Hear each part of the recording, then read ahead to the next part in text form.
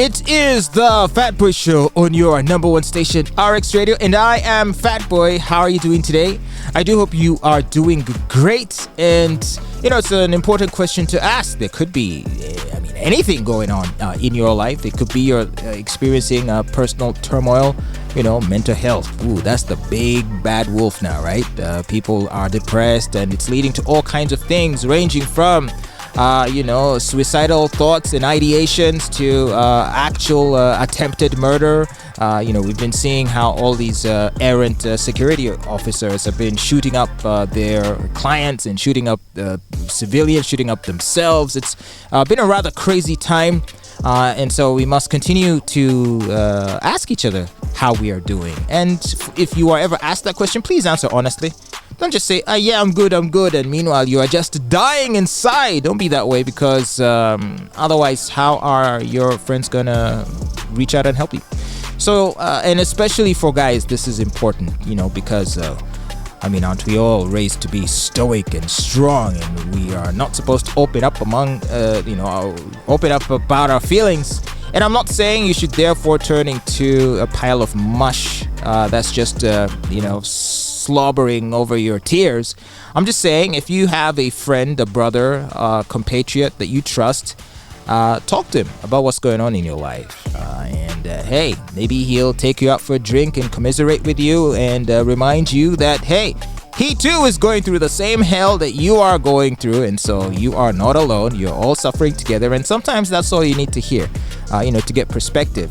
We can quite often get caught up in our own sense of, we feel like it's only us going through a bad situation, but not only are others going through the same, potentially, quite often they're going through even worse things than you. And once you acknowledge that, and once you can see that, I think it's much easier to make peace with your own inner struggles, and you then might more easily find the strength to soldier on and cross over to the other side, to the winning side, to the promised land. Keep grinding, you'll get there.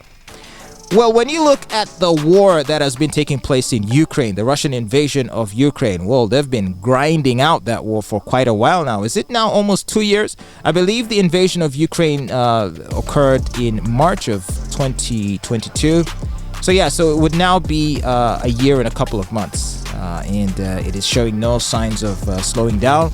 From where I'm standing, and when I just look at the reports from, of course, trusted sources, not fake news media, but sometimes even the fake news, even in the propaganda they try to do, there are some unavoidable facts, and you can tell that they are very reluctantly reporting what's actually happening on the ground. So much of mainstream corporate news media is leaning very heavily in terms of being pro-NATO and therefore pro-Ukraine.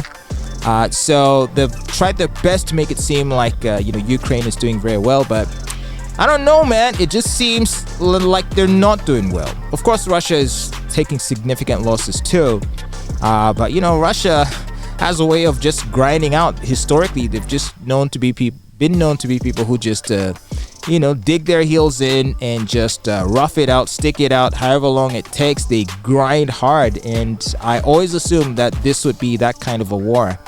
And of course, the media will say, oh, well, Ukraine might be losing right now, and they could be losing important strategic cities right now to the Russians, but as opposed to Putin's predictions, the war has taken much longer, and Ukraine didn't just keel over and surrender within a few days, as was Putin's imagination. They'll say crap like that, which was never the case. Nowhere did I ever see either Putin or any Russian general claim that they expected the conflict to wind up very quickly. It's just their way of trying to make it seem like Putin's taking an L. But in reality, everyone's taking an L. Putin, Russia, Ukraine, Zelensky, everybody, the whole world. It's just been a giant L for all of us, and I'm not going to go as far as to assign blame to any individual party. Of course, a lot of people think, well, the blame quite obviously rests with Russia. They're the ones that invaded. But I tend to look at it a bit broader than that. So I look at the things that could have led to it, in which I think the Western powers, NATO, had a very, very huge role to play in making it so that this war was inevitable. So, what's the new thing happening with regards to that conflict? Why am I even talking about this? Well, I'm talking about the Russia-Ukraine conflict because our president, the president of Uganda, President Yoweri Museveni, has pledged his support and contribution to the peace process on the current Russia-Ukraine crisis while attending a virtual meeting hosted by President Cyril Ramaphosa of the Republic of South Africa at State House Nakasero. The president emphasized that the two countries, Russia and Ukraine, could benefit from the African perspective on peace. Really?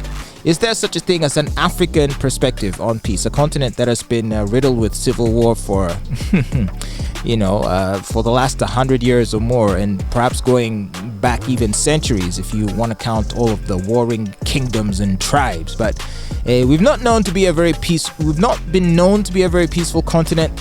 So I'm wondering what the president is referring to when he says that there is an African perspective on peace. Well, he said this. He said, quote, "I think Africa has good credentials in solving problems." Oh yeah, is that so? Like that of South Africa, apartheid, Congo, Somalia, etc., the president added. Museveni noted that the conflict has affected Africa, highlighting the sanctions that have affected banking and marine transport. Now, on his part, South African President Cyril Ramaphosa, the host of this virtual meeting, saluted African presidents for setting aside time to discuss Africa's contribution to resolving the Russia-Ukraine crisis. He noted that their aim as African heads of state is to see Russia and Ukraine engage in meaningful negotiations that will end the conflict. And I applaud Ramaphosa for saying that really most African leaders are of that perspective. They have shown themselves to be unwilling to be bullied by Western powers to openly denounce Russia. And I have enjoyed seeing that. I have enjoyed seeing that. Did you watch that recent, BBC Hard Talk interview with Julius Malema, where the host of Hard Talk was like, "So, if Putin comes, will you arrest him?" Well, he was trying to make Malema say bad things about Putin, and he said, "No, we will welcome him." He was like, "Yeah, we got no problem." And South Africa is an ally of Russia. Now, the second question is, where does South Africa stand on the war? It says I'm a non-aligned in relation to war, but Russia remains South Africa's friend. So we cannot create confusion around there. Don't create an impression that it is Malema who's going to come and create an alliance with Russia. But there are some very specific... Actually, I will go beyond that. I will go beyond the friendship with Russia, and in the war, I will align with Russia, and I will even supply the weapons to Russia. Because Russia is in a war with imperialism, and any agenda that seeks to push back imperialist agendas, it's well within the policies of the EFF. There's just been so many interviews of South African leaders and leaders of other African countries just calling out the media on their double standards. Oh, will you say Putin committed war crimes? Are you willing to acknowledge that? And I remember, I think he was a South African minister replying to a foreign journalist saying, "Yeah, but what about George W. Bush and Tony Blair? Weapons of mass destruction in Iraq. What happened to that? Millions killed in Iraq because of that illegal war. And no one's talking about war crimes for those two. So why are we even talking about Putin?" Putin is a head of state. Do you think that a head of state can just be arrested anywhere? How many crimes have your country committed in Iraq? How many crimes have everyone else who's so vocal today committed in Iraq and Afghanistan? Have you arrested them? I really liked that smackdown. It was a very interesting exchange. Forgive me, I can't remember the name of the official concerned, but he represented for real. So for the African leaders who have been taking part in this conversation, and in the case of our own president, President Museveni, who is quite interested in pledging his support towards a peace process on the current Russia-Ukraine crisis. He wants to propose to them peace from the African perspective. Well, I'd like to see that happening. I mean, anything's worth a shot at this point, right? The war has gone on for long enough.